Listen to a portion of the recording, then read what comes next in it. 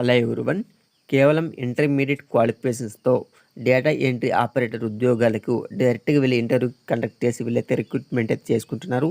కాబట్టి ఈ data entry operator jobs సంబంధించి పూర్తి ఇన్ఫర్మేషన్ మొత్తం కూడా ఈ వీడియోలో పూర్తిగా తెలుసుకొని మీరు కూడా అయితే డైరెక్ట్‌గా ఇంటర్వ్యూకి వెళ్ళండి. అదేవిధంగా అప్లై కూడా చేసుకోండి. ఇక్కడ మీరు గమనిస్తే మనకి ఇక్కడ intelligent communications systems Indian LTD ICSIL నుంచి నోటిఫికేషన్ అయితే రిలీజ్ అయితే చేయడం జరిగింది. ఇక్కడ మీరైతే గమనించవచ్చును. ఓకేనా. అదేవిధంగా మీకు నోటిఫికేషన్ అనేది 21 ఓకేనా. ఈ మంత్ 21 నోటిఫికేషన్ అయితే రిలీజ్ అయితే చేయడం జరిగింది. ఈ ఉద్యోగాలన్నీ కూడా అవుట్సోర్సెస్ బేసిస్ కింద అయితే రిక్రూట్మెంట్ అయితే చేసుకుంటున్నారు. డేటా ఎంట్రీ ఆపరేటర్ అనే ఉద్యోగాలు అయితే భర్తీ చేస్తున్నాము ఈ నోటిఫికేషన్ ద్వారా మనకి. ఫస్ట్ మనం దీనికి సంబంధించి ఇంపార్టెంట్ డేట్స్కి వెళ్తే ఇక్కడ చూడండి.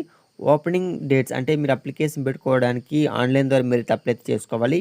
మీకు 24th నుంచి అఫీషియల్ వెబ్సైట్ కూడా అప్డేట్ అవ్వడం జరుగుతుంది. కాబట్టి ఆ రోజు నుంచి మీకు అప్లికేషన్ అయితే స్టార్ట్ అవ్వడం జరుగుతుంది. ఆ రోజు నుంచి మీకు 27th వరకు కూడా మీరు ఆన్లైన్ ద్వారా అప్లై అయితే చేసుకోవచ్చును. క్లియర్గా ఇక్కడ మనకైతే వివరాలను కూడా ఇవ్వడం జరిగింది. మరి అప్లికేషన్ ఫీజు ఏమైనా ఉందా అంటే అప్లికేషన్ ఫీజు అయితే ఉందమ్మా. క్లియర్గా మనకి ఇక్కడైతే మెన్షన్ చేయడం జరిగింది. ఒకసారి పే చేస్తే నాట్ రీఫండబుల్ అన్నారు. కాబట్టి మీకు ఒకసారి పే చేస్తే అమౌంట్ అనేది మళ్ళీ మీకైతే రీఫండ్ అయితే అవ్వదు అనేసి నోటిఫికేషన్ మనకి వివరాలు క్లియర్గా అయితే మనకైతే ఇవ్వడం జరిగింది. తర్వాత పోస్ట్ నేమ్ అండ్ నెంబర్స్ అది ఇవ్వడం జరిగింది. డేటా ఎంట్రీ ఆపరేటర్ ఉద్యోగులు అయితే భర్తీ చేస్తున్నారు. మీకు కేవలం 12th క్లాస్ పాస్ అయితే సరిపోతుంది. ఓకేనా. ఇక్కడ మీకు కంప్యూటర్ ఆపరేటర్ ఉద్యోగాలు కాబట్టి టైపింగ్ స్పీడ్ అయితే బాగుండాలమ్మా. 35 వర్డ్స్ పర్ మినిట్స్కి మీరైతే టైపింగ్ స్పీడ్ అయితే కలిగి ఉండాలి. మినిమం 18 ఇయర్స్ నుండి సరిపోతుంది. 21,215 రూపాయలు శాలరీ ఇస్తే మీకు ఈపీఎఫ్ కూడా యాజ్ పర్ రూల్స్ ప్రకారం ఇస్తాము అనేసి నోటిఫికేషన్ మనకి వివరాలన్నీ కూడా ఇవ్వడం జరిగింది. నోటిఫికేషన్ మనకి ఎంతవరకే వివరాలు అయితే ఇవ్వడం జరిగింది. కానీ ఇంటర్వ్యూ ఎప్పుడు కండక్ట్ చేస్తే ఇలాంటి విషయాలు తెలియజేయలేదు. మేబీ మీకు అఫీషియల్ వెబ్సైట్లో మీకు అప్డేట్ చేయొచ్చు, లేదా మీ యొక్క ఈమెయిల్కి వాళ్ళే మిమ్మల్ని అయితే కాంటాక్ట్ అవ్వడం అవ్వచ్చు. ఓకేనా. ఈ విధంగా మిమ్మల్ని డైరెక్ట్గా అయితే రిక్రూట్మెంట్ చేసుకుంటున్నారు.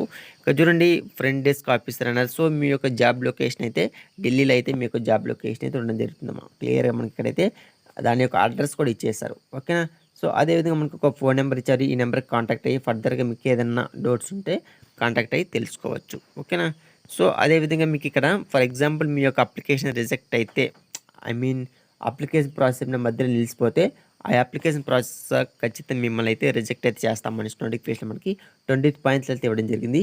In case at any stages of recruitment process the documents information provided by the candidates is found fake are misleading his year candidate is label to be rejected. కాబట్టి మిస్లీడింగ్ అయినా మీరు ఆన్లైన్ అప్లై చేసుకునేటప్పుడు data అంటే తప్పుగా ఇచ్చి తర్వాత certificate verification చేసేటప్పుడు ఉన్న డేటాకి ఏదైనా మిస్ మ్యాచ్ అవుతే ఖచ్చితంగా మేమైతే రిజెక్ట్ అయితే చేస్తాం అనేసి నోటిఫికేషన్లో మనకి క్లియర్గా అయితే మెన్షన్ అయితే చేయడం జరిగింది. ఈ విధంగా ఈ ఉద్యోగాలు అయితే భర్తీ చేస్తున్నారు. కాబట్టి అర్హత ఉండే వాళ్ళందరూ కూడా అప్లై చేసుకోండి. అప్లై లింక్ ఇస్తాను, నోటిఫికేషన్ లింక్ కూడా కింద కామెంట్స్ ఇస్తాను. ఇది ఈ వీడియో మీకు ఉపయోగపడింది అనుకోండి. వీడియోని తప్పకుండా లైక్ చేసి ఛానల్ సబ్స్క్రైబ్ చేసుకోండి. అదేవిధంగా ప్రతి ఒక్కరు మన టెలిగ్రామ్ వాట్సాప్ గ్రూప్ కూడా జాయిన్ అవ్వండి. వాటి యొక్క లింక్ కూడా కింద కామెంట్స్లో అయితే ఇవ్వడం జరుగుతుంది. Thank for watching this video.